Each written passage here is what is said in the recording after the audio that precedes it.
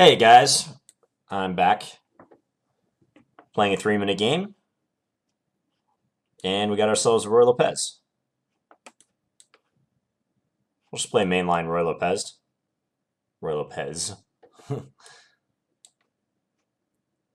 Here, black can choose between d6 and castles. I'm going to play d6. More used to this variation. Castles would leave open the possibility of the Marshall Gambit, which involves going d5 in one go. I don't normally play the line I'm going to play here, but might as well experiment. So this is the Breyer variation. Idea is the knight is poorly placed on c6 because it blocks the c-pawn. So I'll reposition it to d7, and it also frees up the c-pawn too, if I want to advance that. Many top players play the Breyer variation, like Carlsen, for instance, just to name one top guy.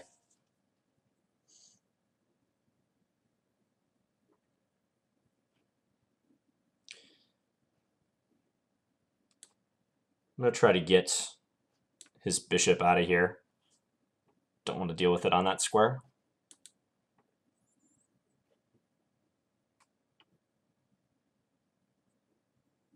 I am blocking my c-pawn now, though.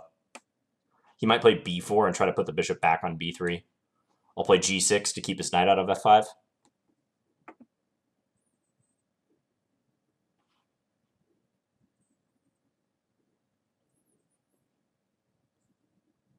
I'll likely reposition my bishop to g7 too.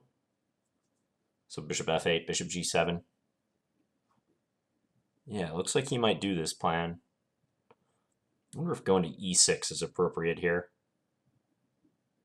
Let's try it.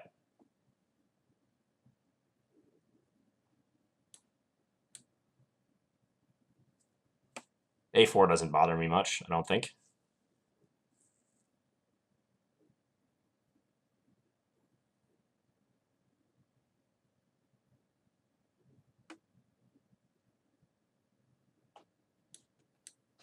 We'll trade. We'll play h6.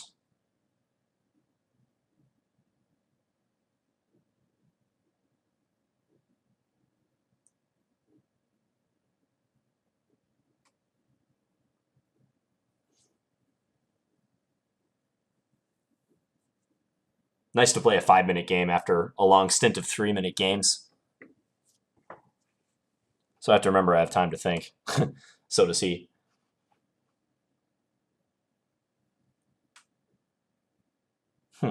Goes to d2. I'll proceed as planned. Just bishop g7. That's a common maneuver that he did, playing the bishop out to pin a knight, and then after it's chased by the pawn, bringing the bishop back. So later on, he can hope to play queen c1, for instance, to gain a tempo. Now the big question, do I want to break with d5, or should I delay that decision? Let's delay it, see how he plays it.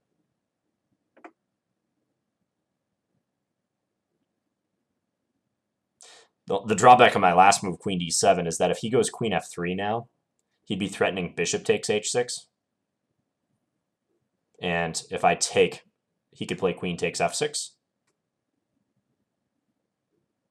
So if he plays queen f3, and he does, how do I treat this?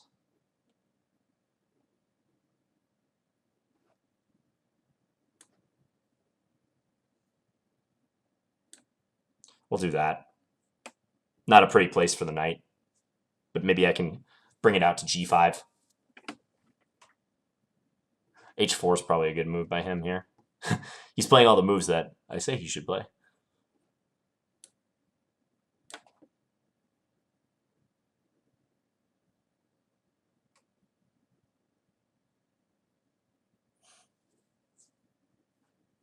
Can bring the knight back to f6, or go through f8 to e6 perhaps.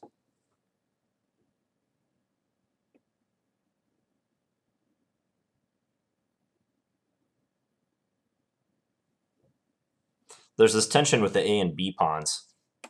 He could try to double up on the A file.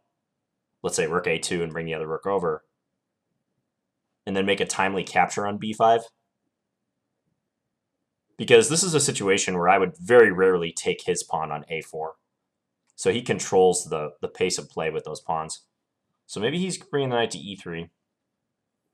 That would almost certainly be the reason for his last move.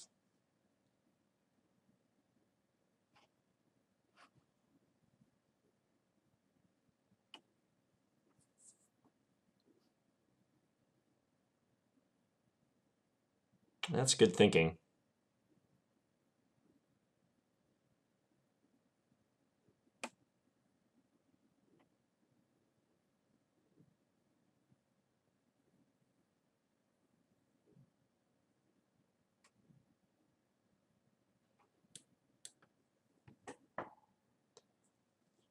I'm going to control the D5 square.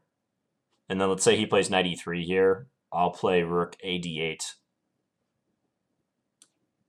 And try to break through a D5 in the center. Although, I don't know if I want to give up control of the A file. Let's go knight here first.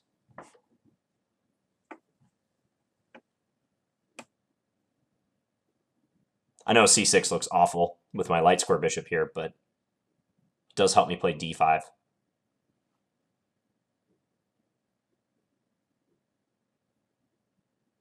And I think it was important to keep his knight out of D5 as well.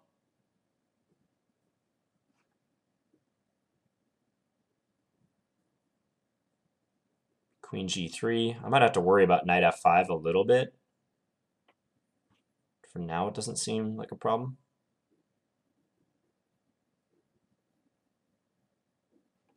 Yeah, let's advance.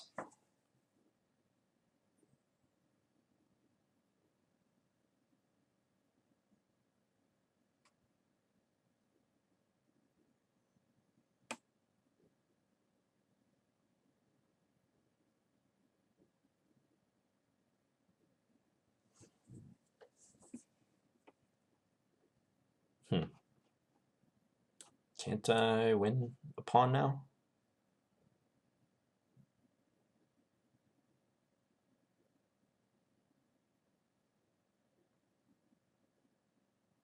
Oh. Another move I didn't see. Just been saying that a lot lately. Bad news. Okay. Have to watch out for those pins, folks.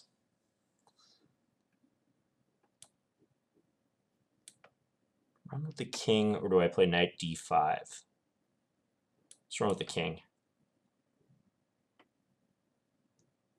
Knight F5 is irritating, to say the least.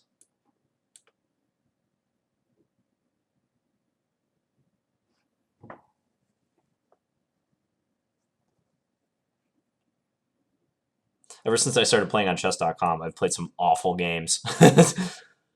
Maybe I should have stuck to ICC. Danny Wrench, if you're watching this, don't take that as an affront to chess.com. I love chess.com. I might be able to salvage this game. We'll see.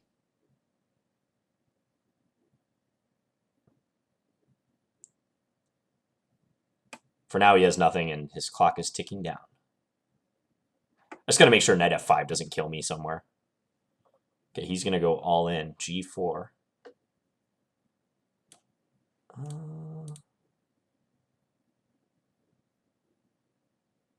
If I take with the pawn, he'll advance H5.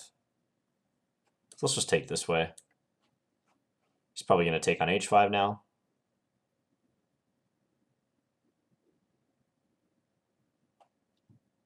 But now I can get the queens off the board if I want to, by playing queen G4 check next.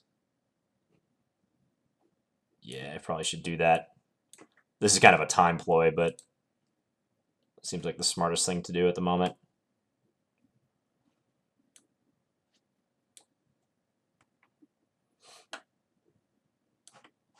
Oops, that's defended. That D1 square.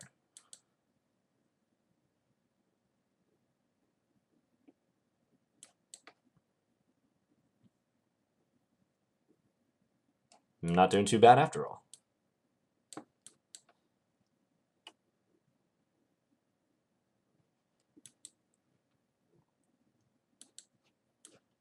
Okay, the clock helped me out a lot on this one. But a win's a win, right? Okay. Let's go back. I felt that my troubles started shortly after knight f1 here. Again, my lack of experience in this variation shows because I know a lot of times black wants to go rook e8 and then bishop f8. But if I play rook e8, I feel like knight g5 is a move that's going to force me to play rook f8 back. So that's why I played knight c5, but I really don't like that move. For precisely the reason that happened in the game. He can play b4 later and reestablish the bishop on b3.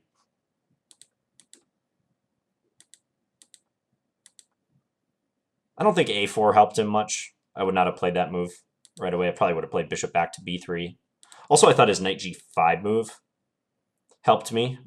Maybe that was accommodating because my knight in e6 does not seem extremely well placed here. Again, bishop b3 keeps the tension, probably a better option. I don't know the benefit of the analysis engine here on chess.com. Yeah, this move also probably a mistake by me because of queen f3 with that bishop takes h6 threat. I could pull the trigger on d5 right here. Maybe I should do that. Yeah, this was probably the best time for d5 before his queen's even out on f3. Queen d7 was indecisive. He looked good here. Like knight f1, that seems like a strong move. His knight doesn't have a lot of future on g3, so he repositions it to e3. And I went for this d5 plan, completely overlooking queen takes g6. This might be a blind spot for me. I've fallen for this tactic before. Not even tactic. I've just fallen for this pin before with exactly the same situation. A light square bishop pinning my king on g8, allowing queen takes g6. To his credit, he saw it right away. So then I moved out of the way, because if I don't, his next move will be knight f5. And now, fortunately for me, he was in a lot of time pressure here. Maybe the win will be more difficult for him to prove. Actually, I mean, I don't even know if white's winning here. It seems like he should have something based on how it went down. But alas, time pressure. And maybe this endgame, once I get into it, is not so bad for black. Yeah, it's equal material. I'm pretty active as well. Well, losing the c6 pawn and potentially the a6 pawn if he captures there was not good. I do have bishop h6. He can take on f3 then. But yes, the rest of this was time pressure. Big time pressure problem for him. And one final thought about this. So that position where I was debating what to play, that's what they call a tabia in an opening. A tabia is like a main line position, a key position in the line that you're studying, playing. So right here, I played knight b8, the Breyer variation. Also popular is knight a5. That's the Chigorin variation, attacking the bishop on b3, with the intention of going c5 next. Bishop b7 is the Zaitsev variation. And there's also some minor lines like h6, rook e8 is played sometimes. Even unusual stuff like a5 you see from time to time here. So studying this tabia would be a good idea if you're interested in the Ruy Lopez for white or black. All right, thanks a lot, guys. Hope you enjoyed the video.